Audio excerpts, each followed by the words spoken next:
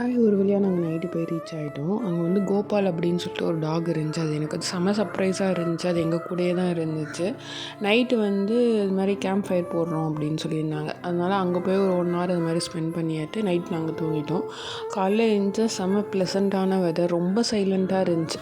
Only அந்த பேர்ட்ஸோட sound, அப்புறம் அந்த மூங்கில் ஃபுல்லாமே வந்து மூங்கில் ஃபாரஸ்ட் மாதிரி தான் இருந்துச்சு. ரொம்ப எந்த வேலையுமே பண்ணல, அமைதியாக உட்காந்து அதவே பார்த்துட்டு இருந்தோம். ஒரு 7:30 அந்த மாதிரி வந்து ஹஸ்பண்ட் என்ன சொன்னார், டீ குடிக்கலாம் அப்படின்னு சொல்லிட்டு வெளியில் ஊருக்குள்ளே வந்தோம். வந்து டீ குடித்தோம். டீ ரொம்பவே நல்லா இருந்துச்சு. அதுக்கப்புறம் ஃப்ரெஷ்அப்லாம் ஆயாச்சு. ஏன்னா அன்றைக்கி வந்து நாங்கள் வந்து பிச்சாவரம் போகிறதா பிளான் பண்ணியிருந்தோம். அதனால் ஃப்ரெஷ்அப் ஆகிட்டு அங்கேருந்து நாங்கள் கிளம்பிட்டோம். கிளம்புறப்போ ஒரு 8:30 அந்த மாதிரி இருந்துச்சு. ஸோ போகிற வழியிலே மார்னிங் பிரேக்ஃபாஸ்ட் வந்து முடிச்சிட்டோம் அப்படின்னா ஆஃப்டர்நூன் அது மாதிரி அங்கே போயிடுவோம்னு சொல்லிட்டு நாங்கள் பிரேக்ஃபாஸ்ட் வந்து இந்த மாதிரி ரோட்டு கடையில் இருக்க தள்ளுவண்டி தான் சாப்பிட்டோம். செம கூட்டமாக இருந்துச்சு, டேஸ்ட்டும் சூப்பராக இருந்துச்சு.